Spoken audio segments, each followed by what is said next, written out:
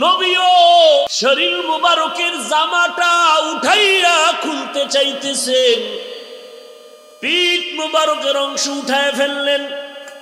সাহাবী একটা দৌড় দিয়া পেছনে চলে গেল।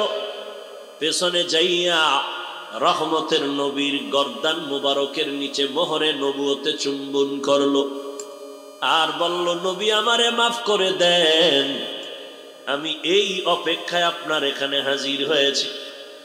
নবী বলেন, সাহাবী আমার মোহরে নবুয়তে চুম্বন করলি না জানো জান্নাত ওয়াজিব করে ফেললি।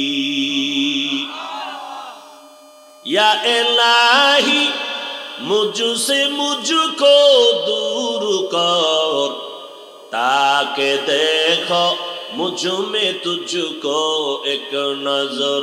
या इलाही तू मेरा माबूद है, या इलाही तू मेरा माशूक है। আজকে চেষ্টা করি, অনেক করি, আগাইতে পারি না কেন?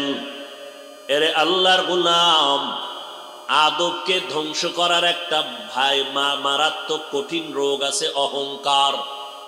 যার অন্তরে অহংকার জায়গা নিবে, ওই বান্দার মধ্যে কোনো বিনয়ী ভাব কখনো আসবে না, গরম ভাব আসবে। তখন যার মধ্যে গরম গরম ভাব আসে, আনা খায়রুম মিনহু, আমি তার থেকে ভালো, আমি তার থেকে ভালো, তখন তার চলাফেরার ব্যালেন্স থাকে না, কথার ব্যালেন্স থাকে না। তখন মা বাবার সাথে উল্টা পাল্টা আচরণ করে, মুরব্বীদের সাথে উল্টা পাল্টা আচরণ করে। কারণ কি?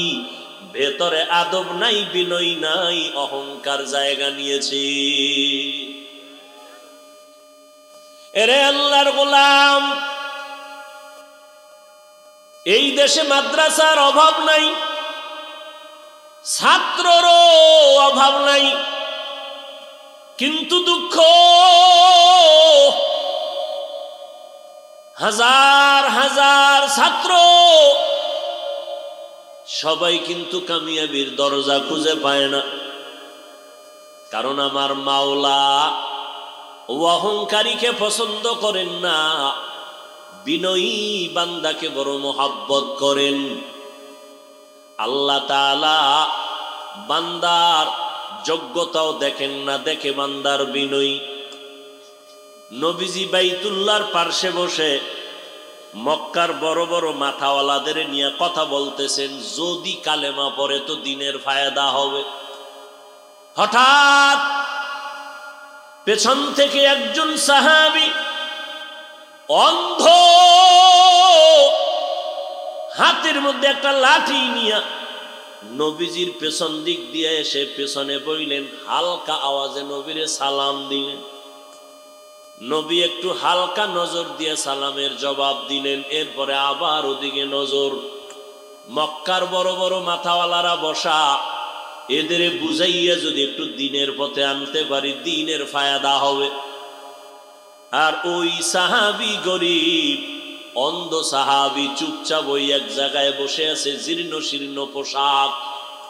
নবী ওদিকে তাকান না, নবী নজর করে আছেন মক্কার মাথাওয়ালা জ্ঞানী। এইরকম যদি এক জ্ঞানীরে আনতে পারি, দিনের ফায়দা হবে। আমার আল্লাহ আলিমুল গায়বি ওয়াস শাহাদা।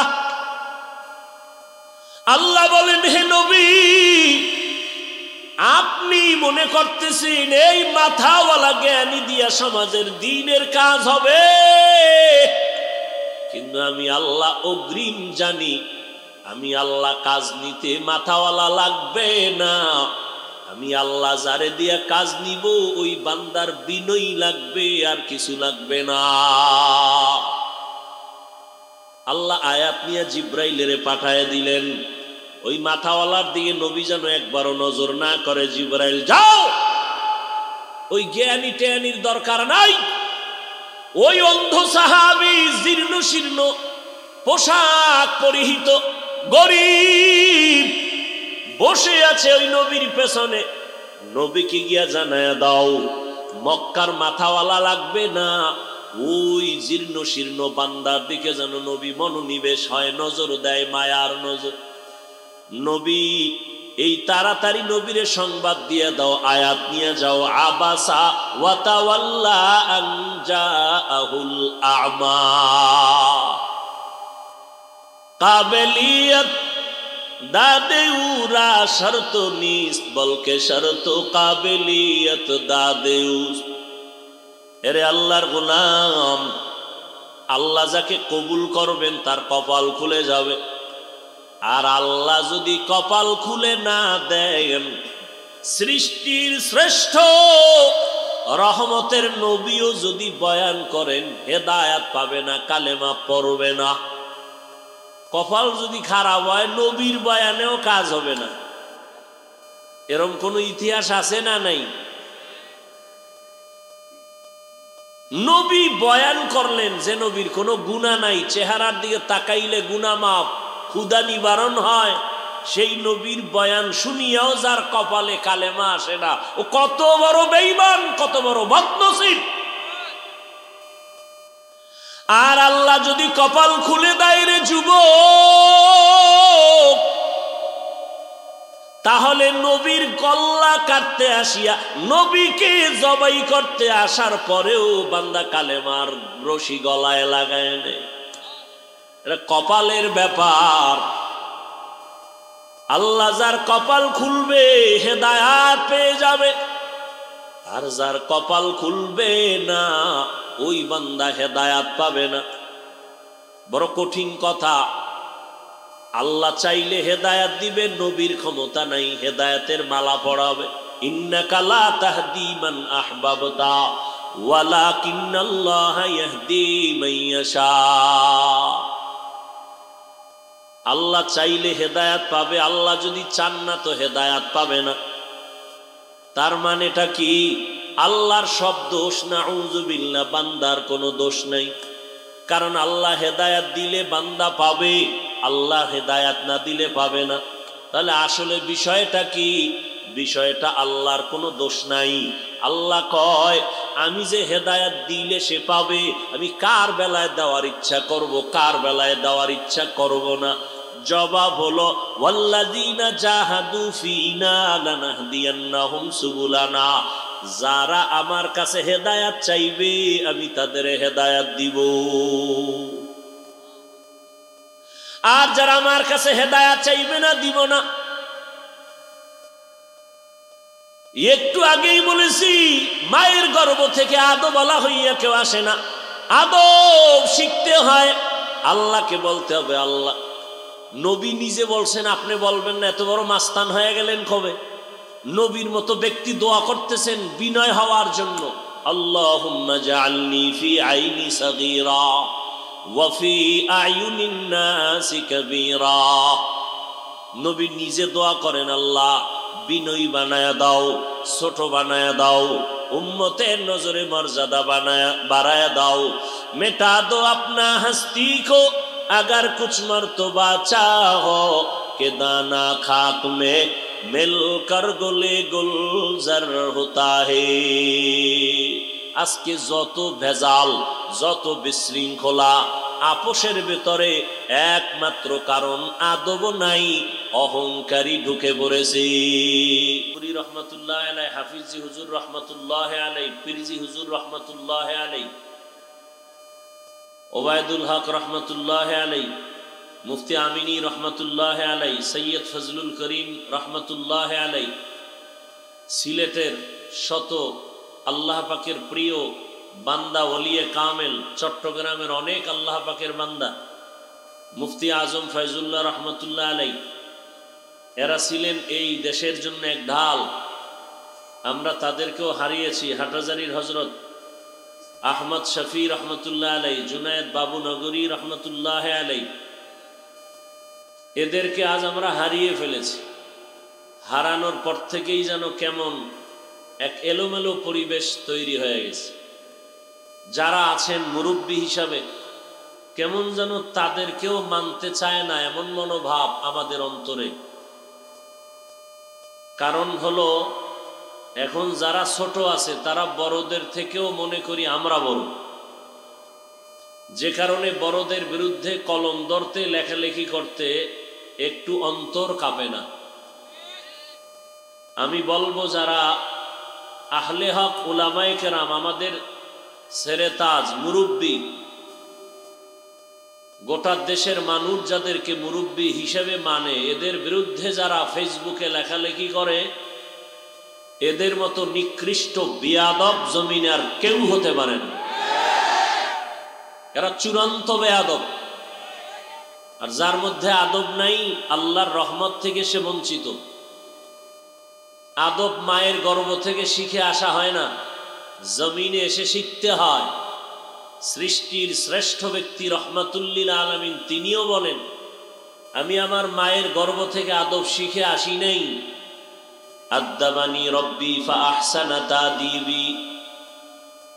নবীও বলেন, আল্লাহ আমাকে আদব শিক্ষা দিয়েছেন। অতএব রসুলের আদর্শের মধ্যেই হলো কামিয়াবি। তো আল্লাহ পাক রব্বুল আলামিন দুনিয়াতে মানুষ পাঠাইছেন ইবাদতের জন্য। ইবাদত কেন করব? একমাত্র আল্লাহর মোলাকাতের জন্য। কিভাবে করব? নবীজির তরিকায়। ইবাদত সেই তরিকা শিখার জন্য একমাত্র আমাদের বর্তমান দুনিয়াতে কিয়ামত পর্যন্ত উম্মত সঠিক পথে চলার জন্য যার পরামর্শ নিবেন, যার দিক নির্দেশনা নিয়ে চলবেন, এরকম ঠিকানা শুধু একটা। ওই ঠিকানার নাম হলো উলামায়ে আহলে হকদের সোহবত। ভিন্ন কোনো ঠিকানা নাই।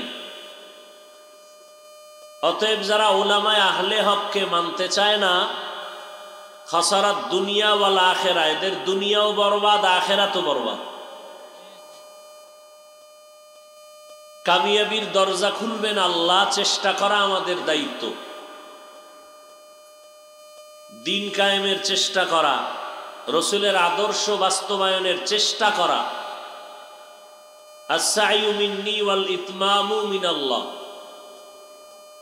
বান্দা চেষ্টা করবে, পূরণ করবেন আল্লাহ। তার মানে বান্দা চেষ্টা করবে না তো আল্লাহও পূরণ করবেন না। আর বান্দার চেষ্টা হবে কতটুকু, আল্লাহর পূর্ণতা কতটুকু। হাদিসে কুদসির মধ্যে আল্লাহ পাকের বাণী রসুলকে আল্লাহ শুনাইছেন, বান্দার চেষ্টা হবে 1 বিঘা হাত, আল্লাহর পূর্ণতা হবে 1 হাত। বান্দার চেষ্টা হবে 1 হাত, আল্লাহ পাকের কুদরতের রহমতের পূর্ণতা হবে 2 হাত।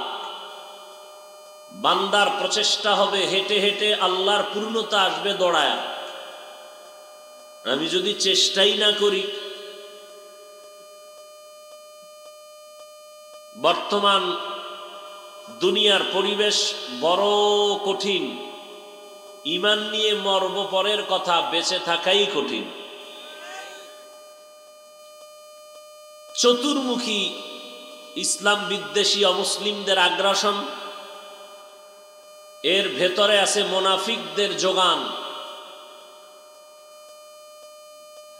এরপরে হলো আবার নিজেদের মধ্যে মতের বিরোধ।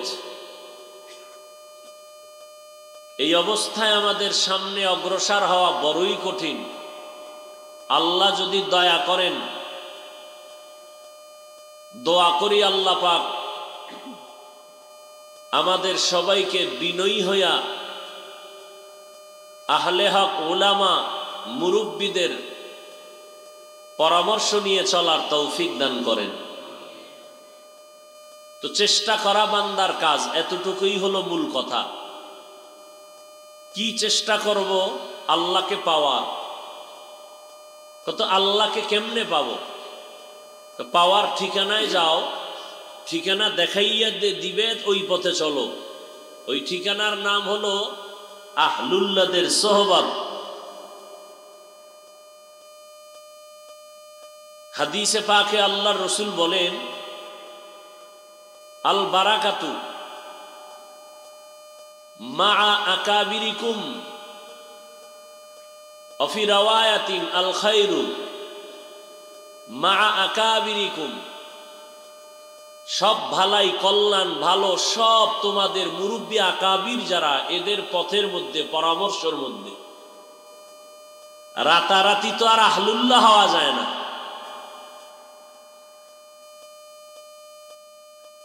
আল্লাহর পথে তারাও চূড়ান্ত চেষ্টা করতে করতে করতে করতে করতে করতে আল্লাহ এদেরকে এমন পাওয়ার দান করেছেন যে পাওয়ার আমাদের ভেতরে নেই।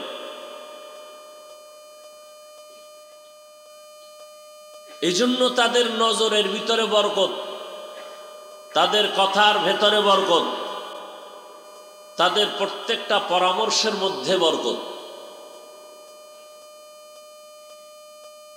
এই চেষ্টার জন্য উলামায়ে কেরামের পরামর্শ, একটা চেষ্টা হলো ব্যর্থ আর একটা চেষ্টা হলো সার্থ। চূড়ান্ত সফলতার প্রচেষ্টার জন্য তিনটা গুণ অর্জন করতে হবে, না হয় তার চেষ্টা হবে জীবনের ব্যর্থতা। তিন গুণের প্রথম গুণের নাম হলো আদব। আল্লাহর জাত ও সিফাতের কসম,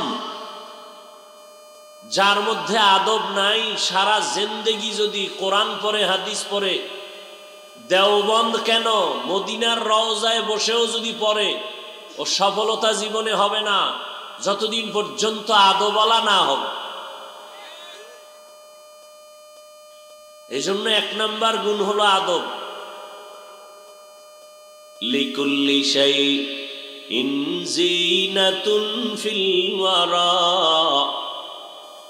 ওয়া যিনাতুল মারই তামামিল আদাবি আজ খোদা খাইমে তৌফিকে আদব বে আদব মাহরুমে গাশত আজ ফজলে রাব। আদবওয়ালা জিন্দেগি বড় দামি। আদব মানি বড়দের সামনে নামাজের সুরাতে বসে থাকার নাম আদব নয়।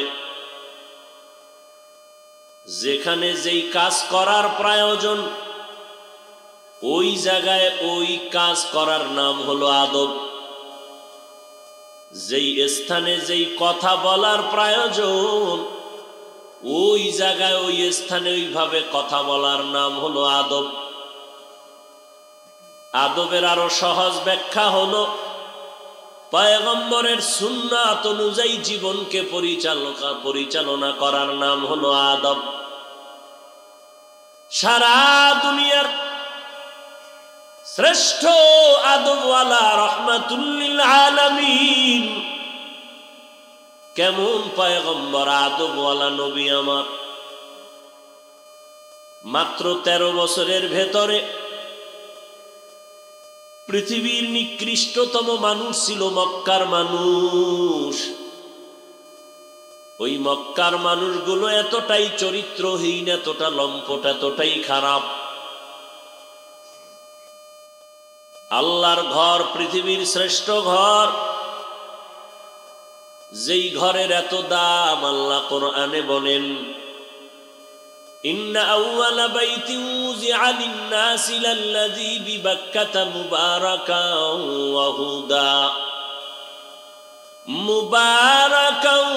ওয়া হুদা লিল আলামিন।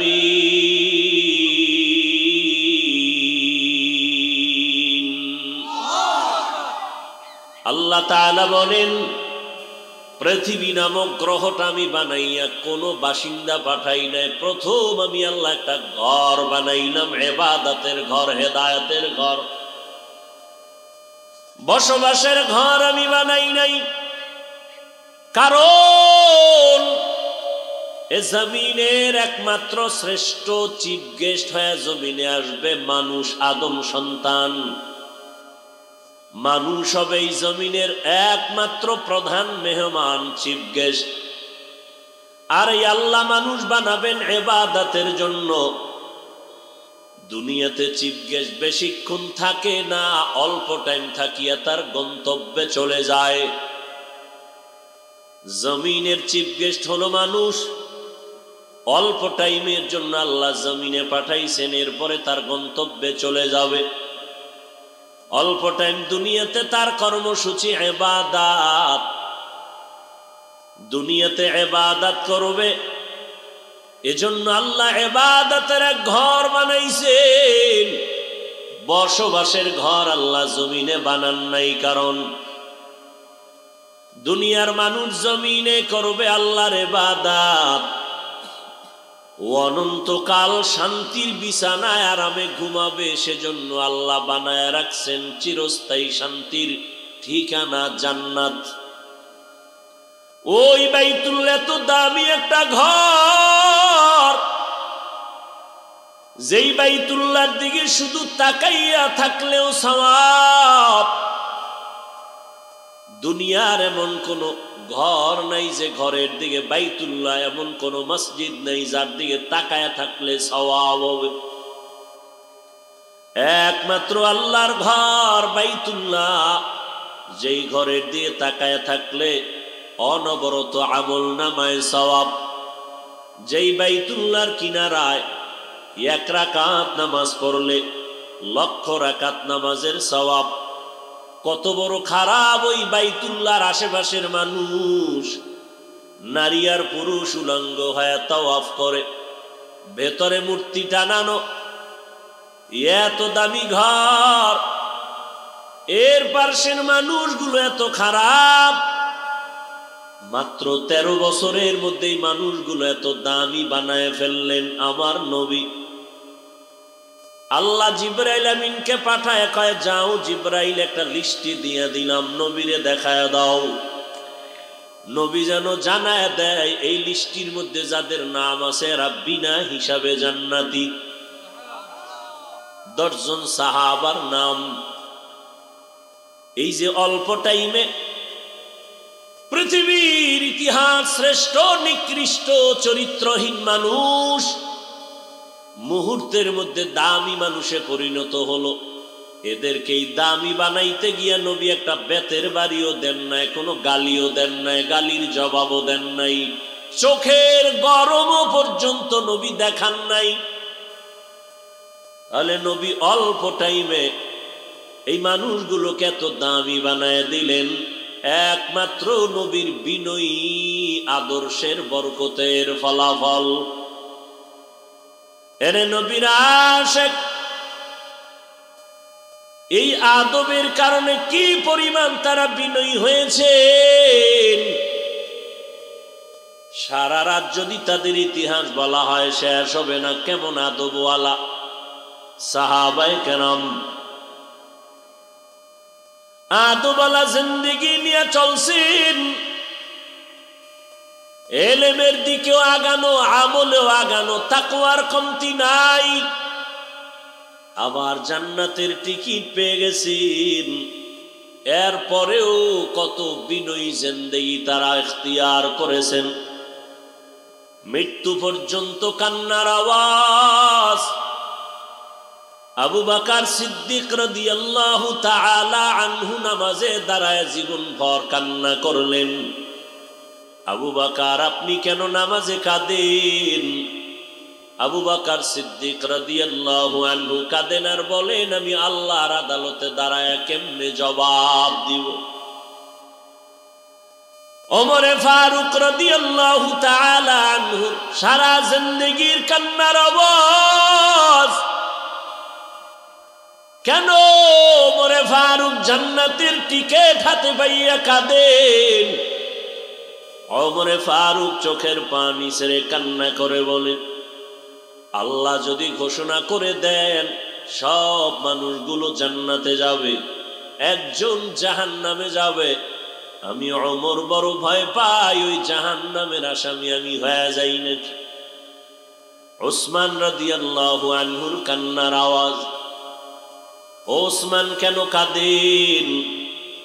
উসমান রাদিয়াল্লাহু আনহু বলেন, মরণের পরে প্রথম ঘাটি হলো অন্ধকার কবর। ওখানে যাইয়া আমি যদি আটকায় যাই, জিন্দেগীর পরিণাম ফল কত ভয়ঙ্কর হবে সেই ভয়ে কান্না করি।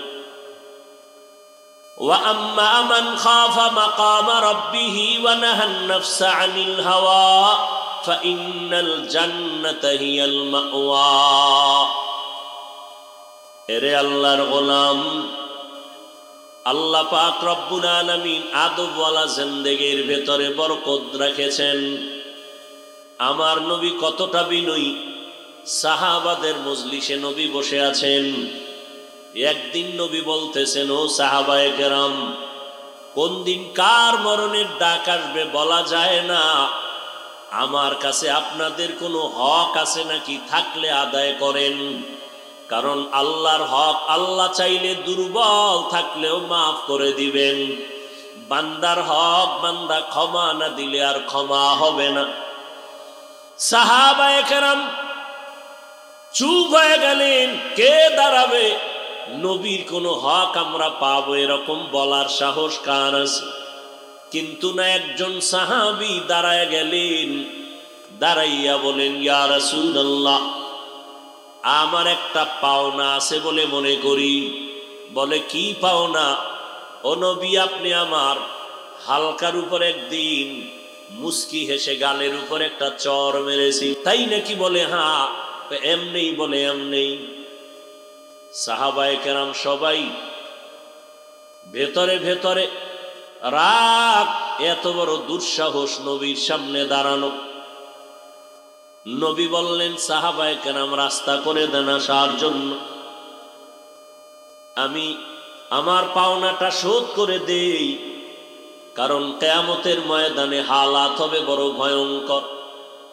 হিসাব হবে মানুষের, হিসাব হবে জিনের। কিন্তু এই কঠিন দিন আল্লাহ পশুকেও হাসরের ময়দানে উঠাবেন হিসাবের বাইরে। ওদের কোনো হিসাব নাই, কিন্তু আল্লাহ ইনসাফ ঠিক রাখার জন্য, প্রমাণের জন্য পশুকে উঠাবেন। দুইটা কুকুরকে উঠাইয়া বলবেন, এই দুর্বল কুকুর, কিয়ামতের ময়দানে আজ ইনসাফের বিচার হবে। আল ইয়াউমা তুজজা কুল্লু নাফসিন বিমা কাসাবাত লা যুলমাল ইয়াউম ইন্নাল্লাহা সারিউল হিসাব। দুনিয়াতে শক্তি ছিল ওই কুকুরটার বেশি, গায়ের জোরে তোর উপরে জুলুম করেছে। অতএব আজকে তোর শক্তি বাড়ায় দিলাম, আজকে প্রতিশোধ নিয়ে নাও তাড়াতাড়ি। দুইটা গরুকে আল্লাহ উঠায় বলবে, এই দুর্বল গরু, শক্তিশালী গরুটা কেন দুনিয়াতে তোর উপরে হামলা করেছে, গায়ের জোরে কোনো দোষ ছিল না। আজকে তোরে শক্তি বাড়ায় দিলাম, প্রতিশোধ নিয়ে নাও। এরপরে এদের বিচার, এদের ইনসাফ কায়েম করে আল্লাহ বলবেন, কুনতু তুরাবা। এরে আল্লাহর গোলাম, রহমতের নবী বলেন, আজ আমার কাছে পাওনা ব্যক্তিকে আসতে দাও, প্রতিশোধ নিয়ে নেওয়া দরকার। সাহাবীকে রাস্তা করে দিলে একটু একটু করে সামনে আগায়। সামনে আইসেই কয়, ইয়া রাসূলুল্লাহ, আমাকে যখন আপনি স্পর্শ করেছিলেন আমার শরীরে একটা জামাও ছিল না। নবীকে তো আমার জামাটাও খুলতে হবে। কেমন রহমতের নবী, দয়ার নবী, সরল নবী আমার। নবীও শরীর মুবারকের জামাটা উঠাইয়া খুলতে চাইতেছেন, পিঠ মুবারকের অংশ উঠায় ফেললেন। সাহাবী একটা দৌড় দিয়া পেছনে চলে গেল। পেছনে যাইয়া রহমতের নবীর গর্দান মুবারকের নিচে মোহরে নবুয়তে চুম্বন করলো আর বলল, নবী আমারে মাফ করে দেন, আমি এই অপেক্ষায় আপনার এখানে হাজির হয়েছি। নবী বলেন, সাহাবী, আমার মোহরে নবুয়তে চুম্বন করলি না জানো জান্নাত ওয়াজিব করে ফেললি। या इलाही मुझसे मुझको दूर कर, ताकि देखो मुझ में तुझको एक नजर। या इलाही तू मेरा माबूद है, या इलाही तू मेरा माशूक है। আজকে চেষ্টা করি, অনেক করি, আগাইতে পারি না কেন?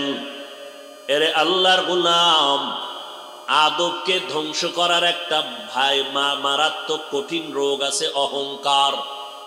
যার অন্তরে অহংকার জায়গা নিবে ওই বান্দার মধ্যে কোনো বিনয়ী ভাব কখনো আসবে না, গরম ভাব আসবে। তখন যার মধ্যে গরম গরম ভাব আসে, আনা খায়রুম মিনহু, আমি তার থেকে ভালো, আমি তার থেকে ভালো, তখন তার চলাফেরার ব্যালেন্স থাকে না, কথার ব্যালেন্স থাকে না। তখন মা বাবার সাথে উল্টা পাল্টা আচরণ করে, মুরব্বীদের সাথে উল্টা পাল্টা আচরণ করে। কারণ কি? ভেতরে আদব নাই, বিনয় নাই, অহংকার জায়গা নিয়েছে। এরে আল্লাহর গোলাম, এই দেশে মাদ্রাসার অভাব নাই, ছাত্ররও অভাব নাই, কিন্তু দুঃখ, হাজার হাজার ছাত্র সবাই কিন্তু কামিয়াবির দরজা খুঁজে পায় না। কারণ আমার মাওলা অহংকারীকে পছন্দ করেন না, বিনয়ী বান্দাকে বড় মোহাব্বত করেন। আল্লাহ তাআলা বান্দার যোগ্যতাও দেখেন না, দেখে বান্দার বিনয়ী।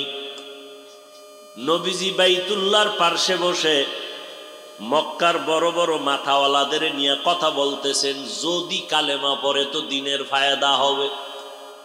হঠাৎ পেছন থেকে একজন সাহাবী অন্ধ,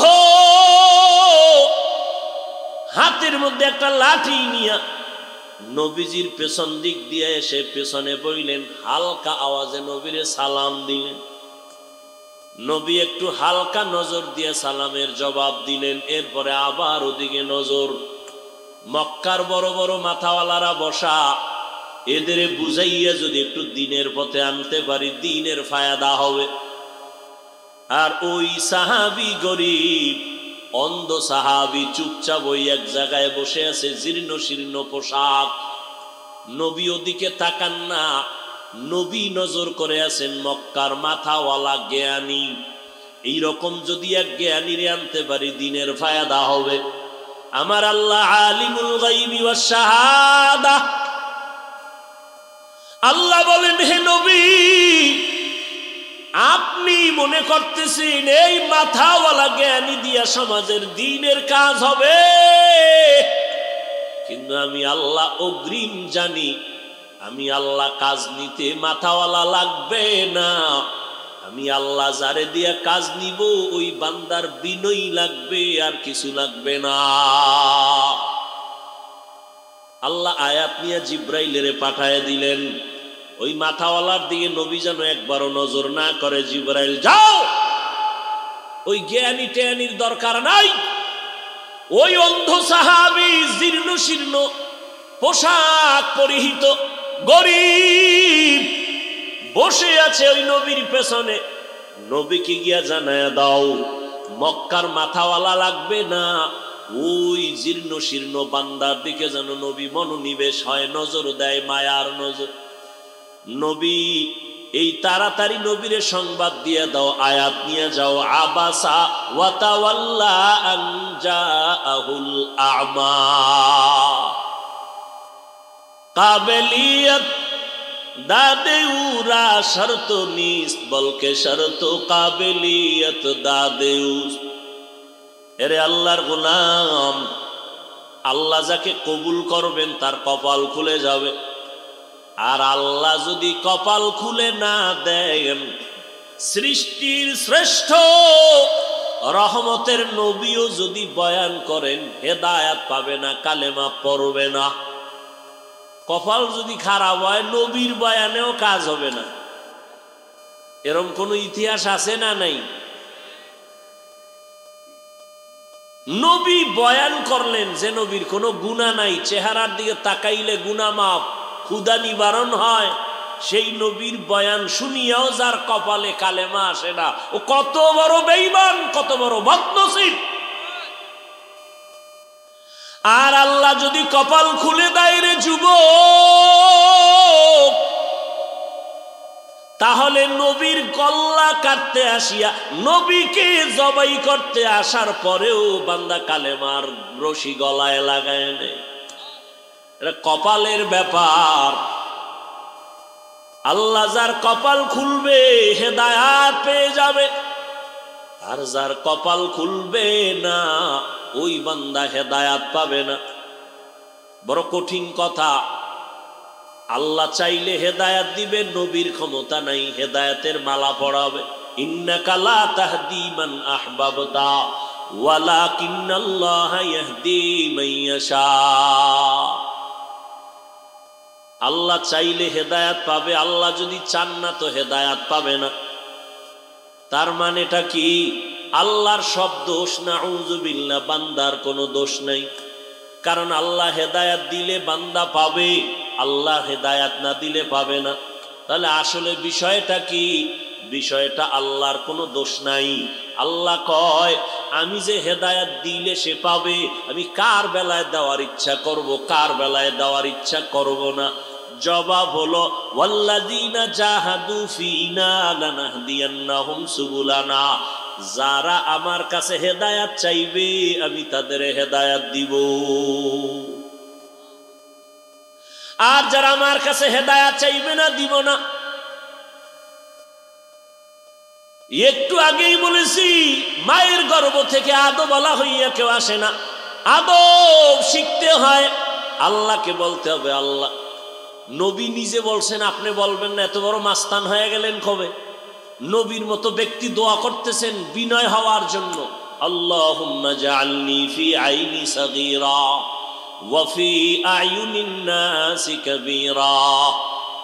নবী নিজে দোয়া করেন, আল্লাহ বিনয়ী বানায়া দাও, ছোট বানায়া দাও, উম্মতের নজরে মর্যাদা বাড়ায়া দাও। মেটা দো আপনা হস্তি কো अगर कुछ मर्तबा चाहो के दाना खाक में मिलकर गुले गुलजार होता है।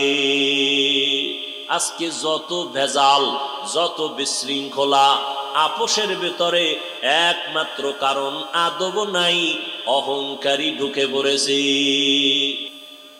সব অহংকার ধ্বংসের দ্বার প্রান্তে নিয়ে গেছে আমাদের। জাহিরি হালাত দুর্বল, বাতিনি হালাত দুর্বল। জাহিরি নষ্ট হইল অহংকার, বেয়াদবি।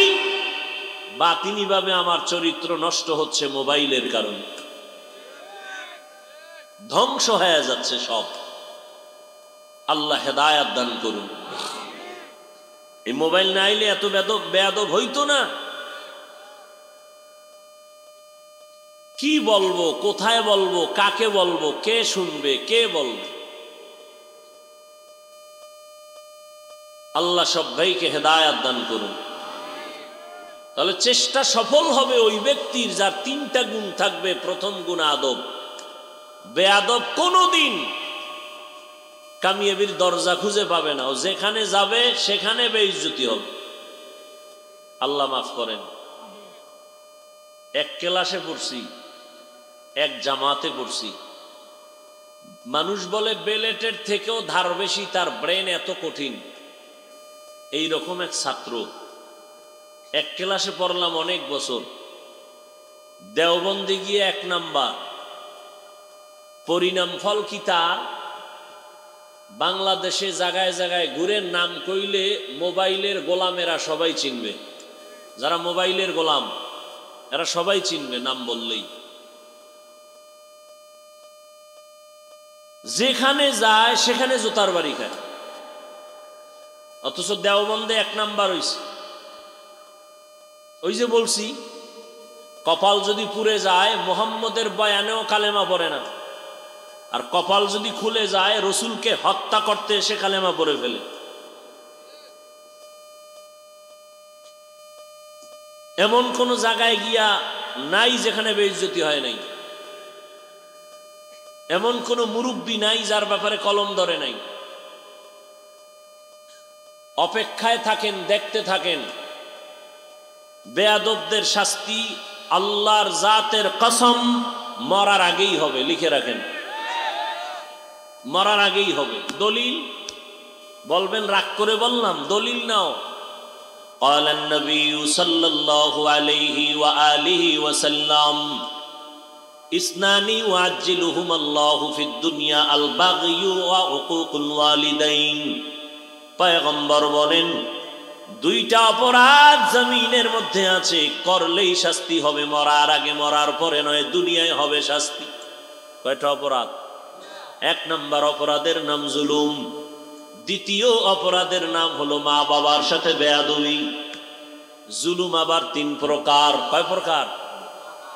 প্রথম জুলুম হলো আল্লাহর সাথে জুলুম করা, দ্বিতীয় জুলুম হলো বান্দা নিজের সাথে জুলুম করা, তৃতীয় জুলুম হলো অন্যান্য মাখলুকতের সাথে জুলুম করা। আল্লাহর সাথে জুলুম হলো শিরিক। লোকমানে হাকিম তার সন্তানকে বলেন, ইয়া বুনাইয়া লা তুশরিক বিল্লাহ ইন্নাশ শিরকা লাযুলমুন আযীম। আল্লাহর মতো আরো একজন আল্লাহ আছে মনে করার নাম শিরিক।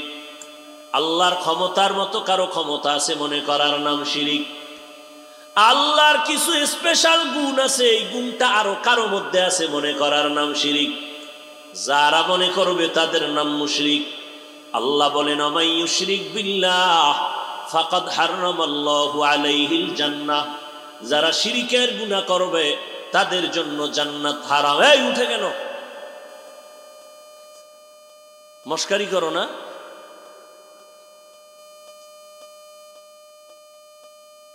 ওই যে বয়ান করতেছি তুই আদবেরই, কপাল খারাপ হইলে কি করা?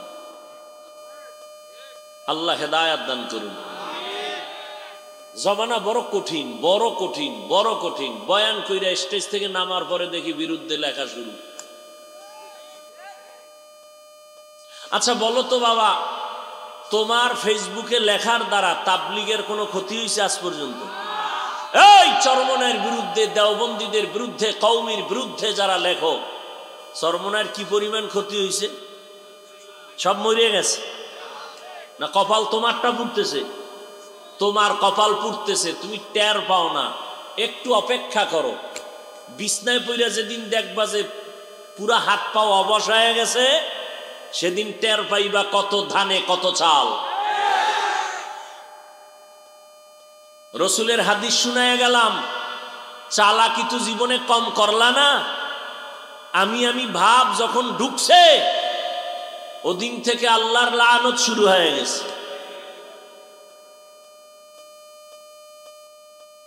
তিন প্রকার জুলুম। আল্লাহর সাথে জুলুমের নাম হলো শিরক। দ্বিতীয় জুলুম হলো নিজের সাথে জুলুম করা। নিজের সাথে জুলুম কেমনে? এর এক ব্যাখ্যা হলো, আমার আহাল যারা, এদেরকে আমি দিনের পথে না চালানো। আমি নামাজ পড়ি, আমার আহালকে নামাজের দাওয়াত দেই না, আমার আহালের উপরে জুলুম করলাম, মূলত আমার উপরেই করলাম।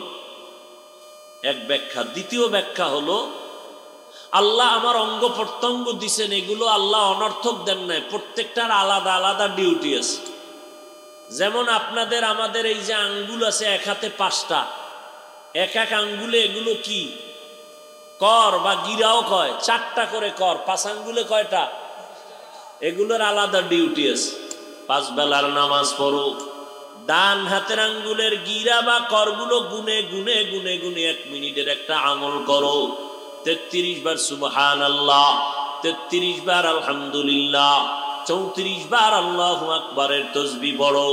5 বেলার নামাজের পরে 5 বার।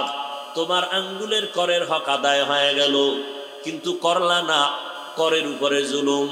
চক্ষু দিছেন, এই চক্ষু দিয়া মা বাবারে মোহাব্বতের নজরে দেখবা সওয়াব, আলেম দেখবা সওয়াব, বাইতুল্লাহ দেখবা সওয়াব।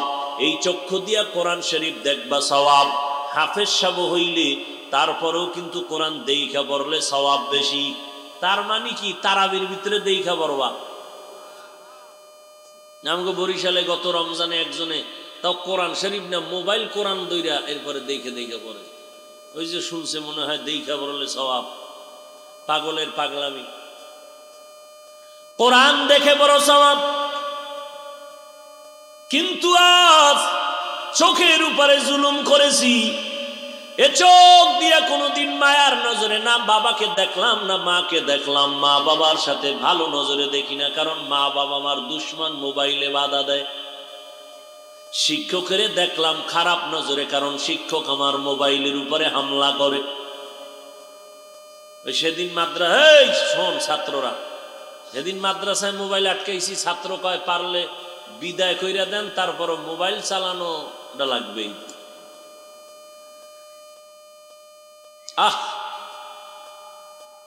রাস্তার ল্যাংটা পাগলও নিজের ভালো বুঝে, কিন্তু আমরা নিজের ভালো বুঝি না। আমরা রাস্তার পাগল থেকেও খারাপ। আফসুস ভাইরা আমার, চোখ দিয়া বাইতুল্লাহ দেখলাম না, কোরআন দেখলাম না, কি করলাম? সারাটা রাত মোবাইলের দিকে তাকায়া কবিরা গুনা, কবিরা গুনা, কবিরা গুনা, কবিরা গুনা। সারা রাত গুনা টুনা কইরা এবার ফজরের আগে দিছে ঘুম, নামাজ সারা। ক্লাসে গিয়া হুজুর কয়, এই ছাত্র কই? ছাত্ররা লিস্টি পাঠাইছে, আমরা অসুস্থ, সারা রাত আকাম করছি, আর এটা কয় নাই। হুজুর ভাবছে মনে হয় সারা রাত তাহাজ্জুদ পইরা ঘুমাইতে না, এবার ঘুমায়। ওই যে একটু আগে বললাম না, এক ক্লাসে পড়ছি, নাম বললে এখানে সবাই চিনবে, এমন কোন জায়গা নাই যেখানে জুতার বাড়ি খায় নাই। দাওরার বছর যেই ছেলেটা আমগো সাথে ছিল, বুখারীর ইবারাত বিদ্যুৎ গতিতে পড়তো, সব হুজুরেরা কইতো যেখানে যাবে মুহাদ্দিস। সেই ছেলে এখন এলাকার নাম বললাম না, ওই এলাকায় থাকে, প্যান্ট শার্ট টাই পরা, দাড়ি তো নাই। ওই এলাকায় অজে গেলে পালায় থাকে, সামনে আসে না। আল্লাহকে সাক্ষী রেখে বলছি, তোমাদের ইবরতের জন্য। ধর্ম নিয়ে মাস্তানি চলে না। আমার রসুল যদি বিনয়ী ভাব নিয়ে চলেন, সাহাবায়ে কেরাম চলে, এর থেকে আপনারা দামি হয়ে গেলেন। আল্লাহ হেদায়াতের দৌলত দান করেন। তো চোখের সাথে জুলুম করতেছে, এটা নিজের সাথে জুলুম। তৃতীয় জুলুম হলো অন্যান্য মাখলুকতের সাথে জুলুম। এর মধ্যে মানুষের সাথে তো আছেই, যারা মা বাবার সাথে খারাপ আচরণ করছে মোবাইলের কারণে, শিক্ষকের সাথে খারাপ আচরণ মোবাইলের কারণে। আল্লাহর কসম, বাইতুল্লাহর গিলাফ ধইরাও যদি কান্দো, আল্লাহ মাফ করে দাও। মা বাবায় যতদিন ক্ষমা দিবে না, আল্লাহও ক্ষমা দিবে না। শিক্ষকের সাথে বেয়াদবি করেছো, বাইতুল্লাহর গিলাফ ধরে কানলেও ক্ষমা নাই। শিক্ষক যদি ক্ষমা না দেয়, আল্লাহও দিবেন না। বান্দার হক তামাশা মনে কইরো না রে বাবা। মানুষ কিন্তু গ্রামে একটা কথা বলে, পান্তা ভাত নষ্ট হলেও খাওয়া যায়, পোলাও নষ্ট হলে খাওয়া। এই জমিনের মধ্যে তালিবুল ইলম, ছাত্র সমাজ হলো, স্কুল হোক কলেজ হোক, এরা কোরমা পোলাওয়ের মতো। এরা এত দামি, গোটা বাংলাদেশ না পুরা দুনিয়াটাকে আলোকিত করে ফেলার মতো মেধা যুবক ছাত্রদের মধ্যে আছে। আল্লাহ সেইভাবে বানাইছেন, ইহুদির বাচ্চারা যদি রাষ্ট্র চালাইতে পারে, তুমি তো শ্রেষ্ঠ নবীর উম্মত, তুমি কেন পারবা না? জন্মগতভাবে, সৃষ্টিগতভাবে আল্লাহ পাক পুরুষের তুলনায় নারীদের জ্ঞান কম দিছেন না বেশি? বেশি কম? তাহলে সেই নারী যদি দেশ চালায়, তোমরা পারবা না কেন? মোবাইলে আকাম করো, পারবা? করো, ইচ্ছা মতো করো। অল্প দিন লিখে রাখো, বেশি দিন না, অল্প দিন। মরার আগেই দেখবা যে বিছনায় পইরা চিৎপটাং হয়ে থাকবা, চোখ থাকবে পাওয়ার থাকবে না, কান থাকবে পাওয়ার থাকবে না, মাথা থাকবে ব্রেন থাকবে না, কিডনি নষ্ট হয়ে যাবে, যাচ্ছে তোমার খবর নাই। লিখে রাখো।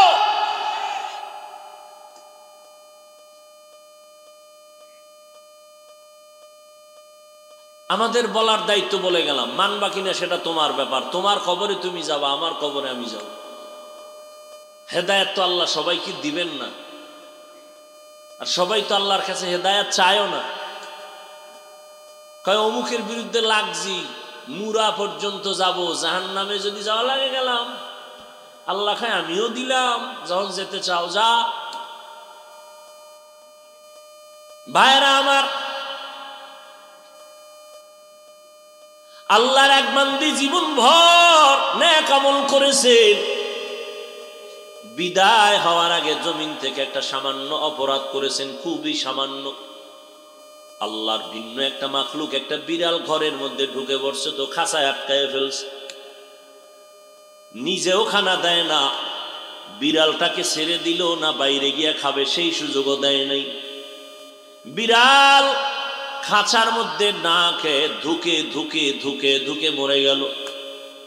নবীজি সাহাবায়ে কেরামদের বলতেছেন, আল্লাহর পক্ষ থেকে গায়বী আওয়াজ আসছে, আল্লাহর বান্দি জীবন ভর যত নেক আমল করেছো, এই বিড়ালের সাথে জুলুম করার কারণে সব নেক আমল বরবাদ। একটা বিড়ালের সাথে জুলুম করার কারণে যদি হালাত হয়, তো মানুষের সাথে মানুষই জুলুম করলে কি হালাত হবে? ও যুবক বাবা, এই মাত্র তোমার বয়স মাত্র 30-25 মধ্যেই আছে। আল্লাহ না করুন যদি আজকেই তুমি মইরা যাও, মরার পরে তোমারে আমরা কেমনে স্মরণ করব, মা বাপ কেমনে করবে? আমি ফলাফলটা দেই, এমন কোনো ভালো জিনিস করছো নাকি জীবনে যে মা বাবা দোয়া করবে? বরং মা বাবার সাথে এত বেয়াদবি করেছো, মা বাবা যদিও কানবে কিন্তু ভিতরে ভিতরে খুশি, তুই মরে গেছো, ঝামেলা শেষ। কারণ তোর চরিত্রের কারণে কত জায়গায় মুখ দেখাইতে পারি না, তোর কারণে অনেক সমাজের ভিতরে বহু ভালো সন্তান নষ্ট হয়ে গেছে, শিক্ষকেরাও খুশি। কেমন জীবন তুমি কায়েম করছো, 30 বছরের ফলাফল, তুমি মইরা গেলে সবাই খুশি। কারণ তুমি এত পরিমাণ চরিত্রহীন যে তোমার কারণে সব পরিবেশ নষ্ট হয়ে গেছে। তো মা বাবাও চায় মরে যা, শিক্ষক চায় মরে যা, এলাকার সবাই কয় মরে গেছো ভালো। তাহলে তোমার জীবনটা কি যে তুমি মরলে সবাই খুশি? এটা হলো তোমার জিন্দেগির পাওয়া সকলের বরদোয়া। জীবনে কিছু করো আর না করো, মানুষের বরদোয়া নিয়ে মরিও না, পায়ে ধরে বলে গেল। দোয়ার বড় দাম, বড় দাম দোয়ার। এই জন্য নিজেকে বিনয়ী হইয়া আল্লাহর কাছে নিজেকে পেশ করো। আল্লাহ রাস্তা খুলে প্রতি রাত আল্লাহ আসেন। কোথায় আসেন জানেননি? প্রথম আসমানে। কোন দিন? প্রতিদিন। কেন আসেন? বান্দার থেকে কিছু নিতে না বান্দাকে দিতে? আপনাদের তো কিছু লাগে না, লাগে? তো ঘুমায় থাকলে পেয়ে যাবেন সব, তো ঘুমান কেন? যেই টাইমে ঘুমানোর নিয়ম, সমস্ত দুনিয়ার চিকিৎসা বিজ্ঞানীরা একমত, মানুষের জীবনের চূড়ান্ত সফলতার এক পুঁজির নাম সুস্থতা। আর সুস্থ থাকার জন্য আল্লাহ পাকের দেওয়া একটা চূড়ান্ত ঔষধ আছে, মহা ঔষধ ফ্রি, রাতের ঘুম। আর রাতের পুরা অংশ ঘুম নয়, প্রথম অংশ ঘুম শরীরের ক্ষতি, রাতের শেষ অংশের ঘুম শরীরের ক্ষতি, রাতের মধ্যাংশের ঘুম শরীরের ঔষধ। 10, 11, 12, 1, 2, 3 এই পর্যন্ত। শেষ রাতে ঘুম ক্ষতি কেন? আজান 5 বার দেয়, দেয় না প্রতিদিন? বলেন তো সব আজানের সিস্টেম কি এক, না কিছু ভিন্নতা আছে? কোন আজানটা আছে? কি ভিন্ন আছে বলেন তো? অর্থ কি? ঘুমের থেকে বিষয়টা কি? এই শব্দটা এশায় নাই কেন? এই শব্দগুলো মাগরিবে নাই কেন? ফজরে কেন? ওই সময় ঘুম তো শরীরের ক্ষতি আছেই। সব থেকে বড় কারণ ওই সময় তোমার খালেক তোমাকে দেওয়ার জন্য আসে, ওঠো, তোমার কি লাগবে আদব বলো, আমি দিয়ে দিব। আল্লাহ দিতে আসছে, তুমি ঘুমায় রইলা। আর যদি বলো পাই না, তো কপাল খারাপ। অতিও গভীর হয় রজনী যখন, নীরবে প্রভুর নাম জপিও তখন। প্রভুর করুণা যদি পাইবারে চাও, গভীর রাতে উঠে প্রভুর গুণগান গাও। আল্লাহ আমাদের হেদায়াত দান করেন। আরো জোরে বলেন আমরা বক্তারা কুত্তাও এরম দৌড়ায় না, আমরা যেই পরিমাণ দৌড়াই শুধু উম্মতের পিছনে। রাত নাই, দিন নাই, খাওয়ান নাই, ঘুম নাই, 12 মাস। আপনাদের দোয়া আমাদের খুবই জরুরি দরকার। রাস্তাঘাটে চলতে গিয়ে আমাদের অনেক ওলামায়ে কেরাম রাস্তায় মরে গেছেন, আল্লাহ তাদেরকে জান্নাত দান করুন। রাস্তায় অ্যাক্সিডেন্ট হয়েছেন ওলামায়ে কেরামদের একজন কলিজার টুকরা, উম্মতের এক রাহবার হযরতুল আল্লাম মাওলানা আব্দুল বাসেত খান দামাত বারাকাতুহুম, নাম শুনেন নাই? কি পরিমাণ বেয়াদব হইলে ফেসবুকে লেখে যে এটা এমনে এমনে হয় নাই। কি পরিমাণ মা বাবার চূড়ান্ত বরদোয়াকামী সন্তান হলে, চরিত্রহীন হলে, বেয়াদব হলে এই কথা লিখতে পারে। এরা আসলে খেয়াল করবেন, বেয়াদবি কিন্তু হঠাৎ করে শুরু করে না। এরা প্রথম বেয়াদবি করে মা বাবার সাথে, এরপরে শুরু করে আলেমদের সাথে।